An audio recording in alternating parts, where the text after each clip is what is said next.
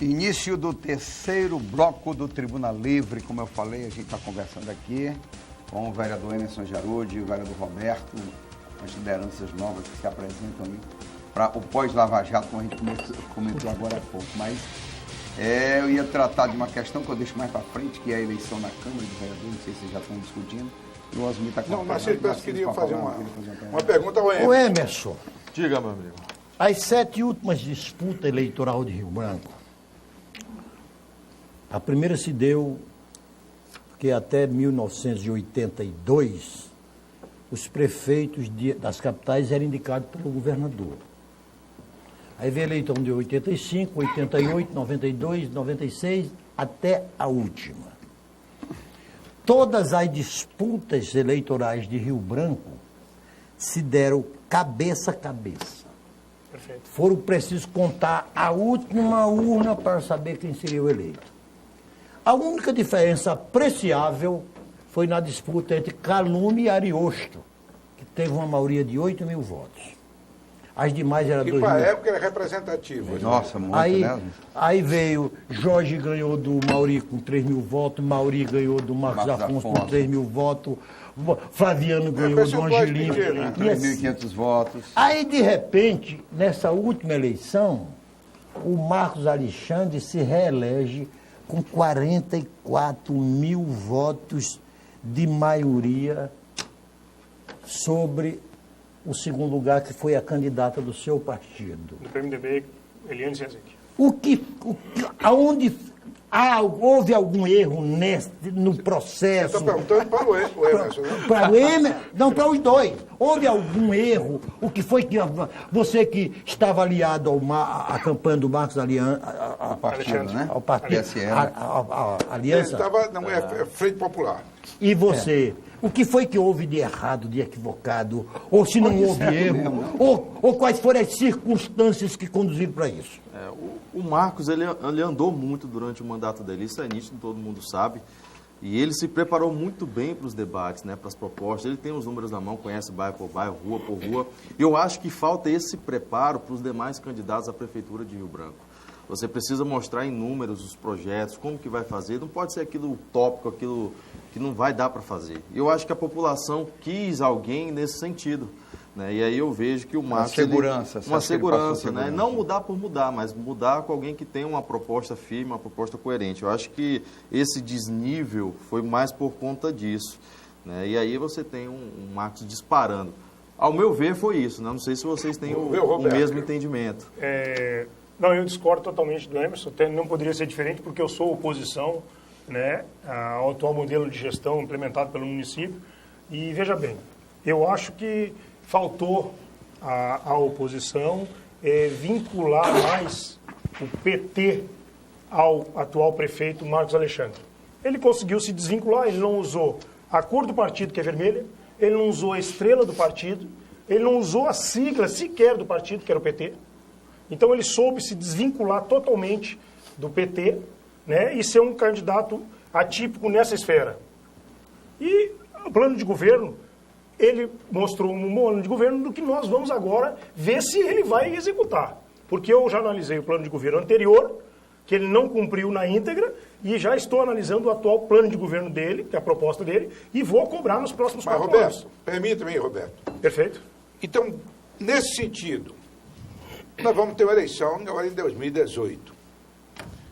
O que é que você acha que falta para a oposição, que vem permanentemente há 20 anos perdendo as eleições para o PT, notadamente para a Frente Popular? Boa pergunta, Osmir. Boa pergunta. O que você acha que está faltando? Eu acredito, na minha concepção, que falta uma união maior de toda a oposição, nesse sentido. E também nós temos um projeto, um plano de governo. E esse plano de governo ele tem que ser melhor colocado para a população.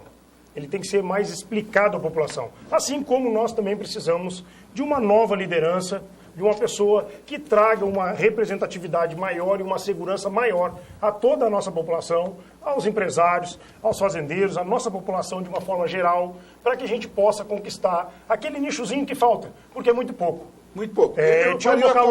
Tião Bocalon perdeu de Sebastião Viana por menos de 1.000 votos. Isso. Ou seja, isso não é uma eleição. Mas eu faria e tu uma pode dizer que comparação. se ganha ou se perde. E você prossegue. Não está faltando na oposição um Dória? Perfeito. Pode ser que a gente traga esse Dória na próxima eleição. Mas eu veja bem, nós temos bons nomes na oposição. Eu entendo que a população não conseguiu, ou talvez a oposição não conseguiu colocar ainda o seu plano de governo para que aquela população possa entender de forma coesa.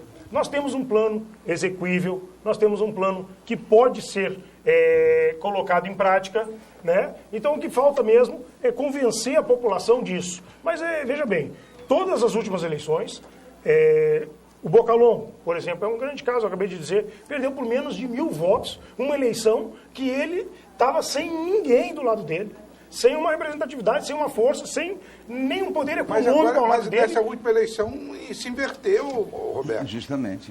Não, mas Venceu nós em estamos primeiro falando... turno. Tu perguntou dos últimos 20 anos. Mas aí, não, Nós estamos tocando dos últimos Mas 20 Dória anos. já vejo de uma forma diferente. As pessoas estão cansadas do perfil muito político. Exato, Elas mas querem é um isso. perfil mais gestor. O Angelino mais foi esse administrador. perfil. Né? Mas não é isso que eu estou dizendo, falta O um Angelino Dória. foi esse perfil. Sim, administrador. Não está na hora da oposição colocar, viu, Narciso?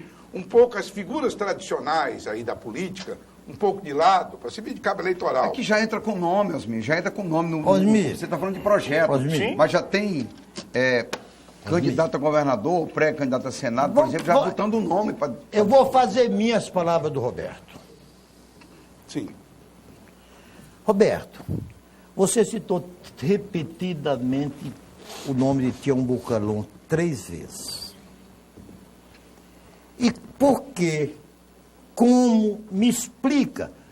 Porque Tião Bocalon, disputando o governo com Marcos, a prefeitura com Marcos Alexandre, tirou 49,5% dos votos.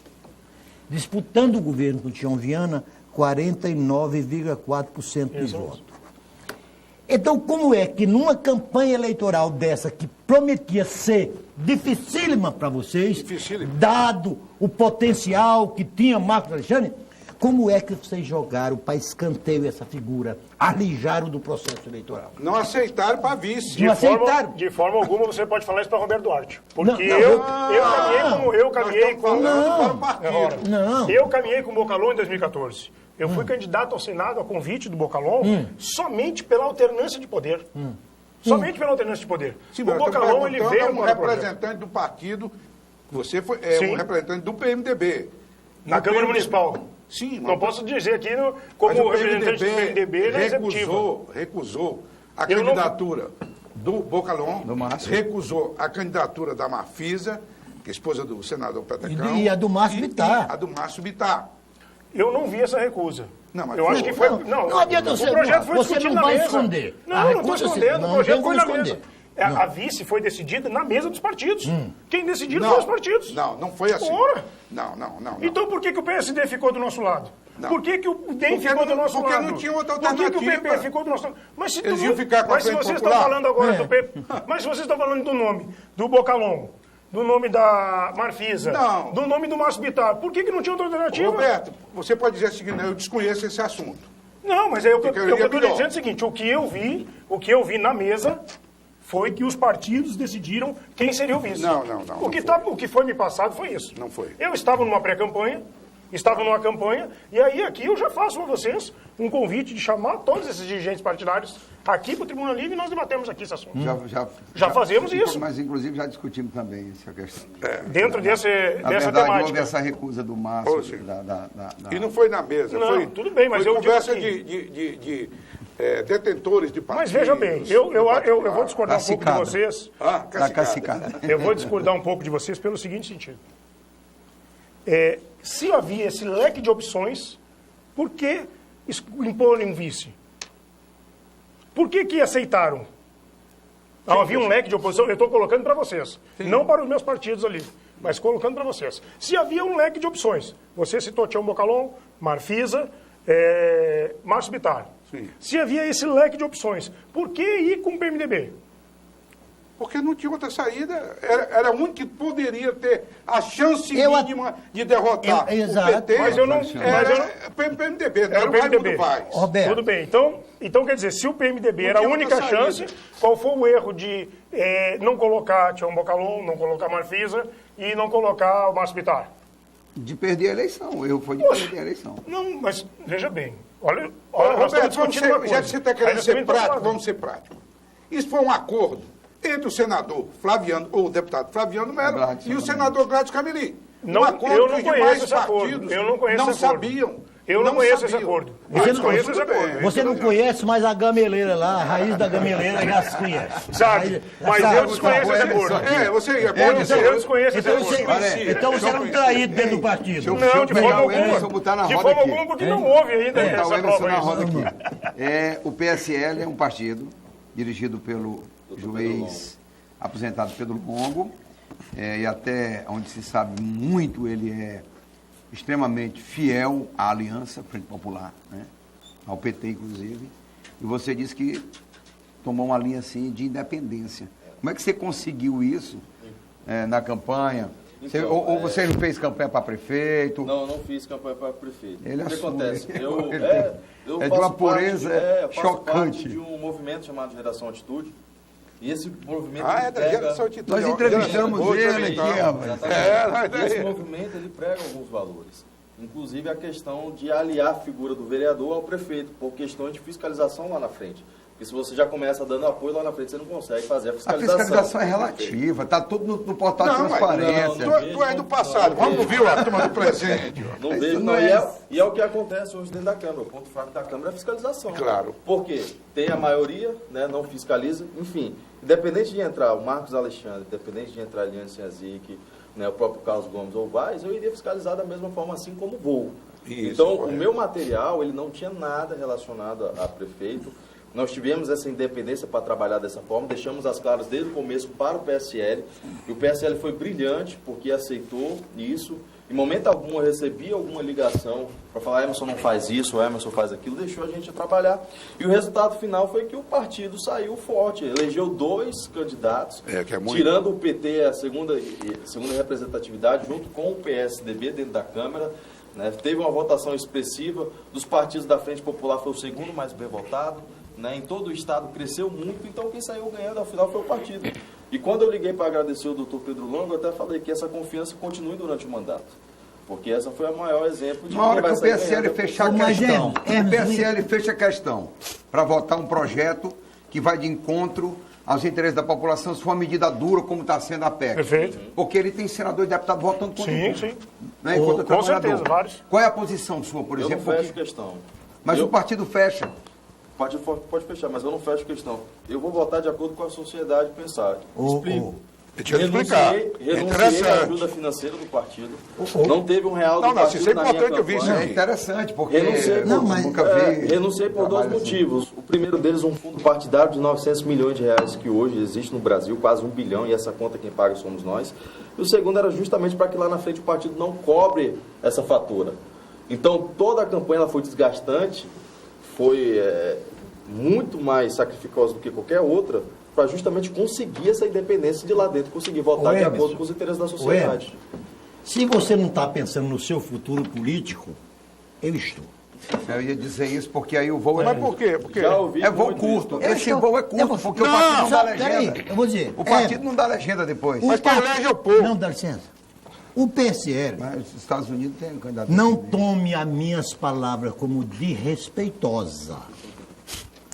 O seu partido, se for aprovado, e que terá que ser aprovado, a cláusula de barreira e o fim das coligações proporcionais, o seu partido é o primeiro que vai para o vinagre.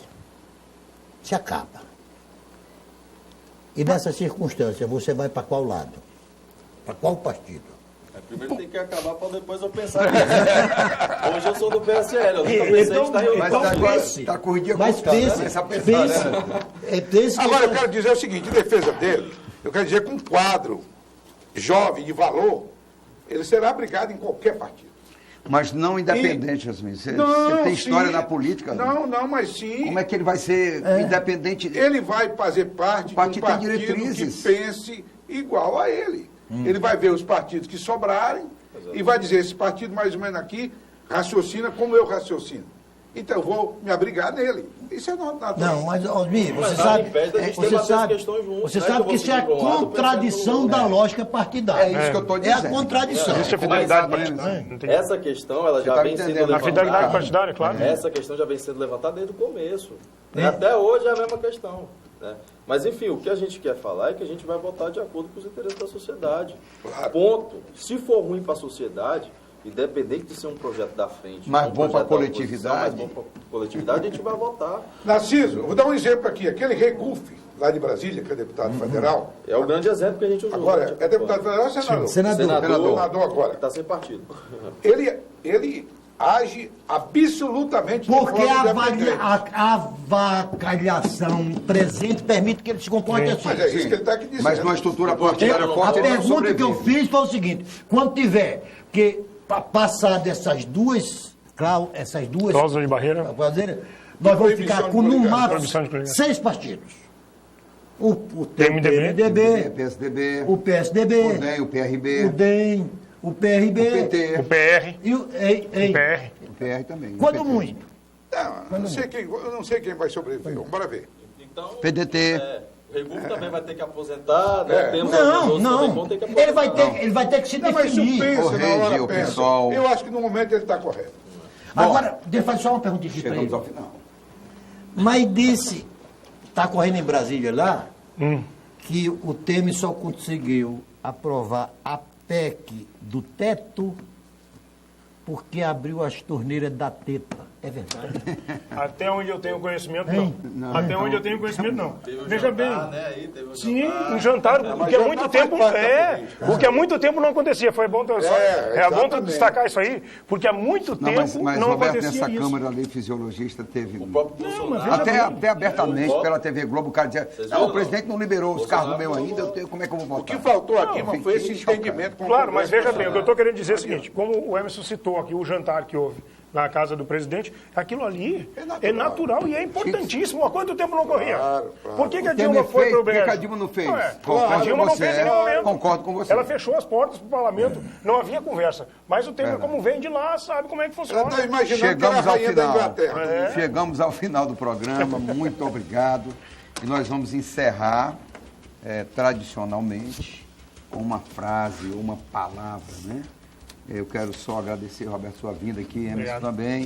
O programa está aberto para outros embates aí, vocês vão assumir, né? Primeiro vão ser diplomados, depois tem todo aquele processo. A gente vai estar aberto aí para debater muito o município de Rio Branco. Maravilha. Né? Muito obrigado e vamos encerrar com uma frase. Eu comecei com o Narciso naquele dia, a última vez, agora com Osmir, Emerson Jarode, Roberto Narciso e eu fecho aqui o programa. Tu veja, Vamos lá. eu vou repetir a frase de sempre. Não há salvação sem a Constituição. Isso daí já virou clichê. Emerson. Quero agradecer o espaço, né, concedido mais uma vez. É uma frase. Ficam uma frase? É. Então vamos lá, uma frase que eu sempre uso. Se não puder voar, corra. Se não puder correr, ande. Se não puder andar, rasteje. Mas não deixe de seguir em frente. Foi isso que a gente fez durante todo o ano e é assim que a gente vai permanecer nesses 4 anos de mandato. Roberto. Vamos à luta, que o tempo é curto. E nós temos que trabalhar muito. Me lembrou do pai dele agora. Narciso. Vou fazer uma aqui bem jocosa, a do pato. A do pato, vai, Do Narciso, pato. vai. Mas não é piada não, é frase. Porque quer andar, voar e nadar e faz as 3 coisas mais feitas. Mas aí eu terminar com uma frase clássica, de Montesquieu. Montesquieu, eita. E eu faço lembrando a Lava Jato. Até a virtude precisa ter limites. Boa frase. Eu posso completar uma frase que é interessante, que o Mestre Jesus disse, completando a sua frase. Não seja demasiadamente justo. Jesus disse, para não ser demasiadamente justo. Então, tem que ser, disse, tem que ser flexível. É um cara, né? É um cara. Obrigado. Final de programa. Boa noite e um bom final de semana e até a próxima semana com o Tribunal Livre. Até lá.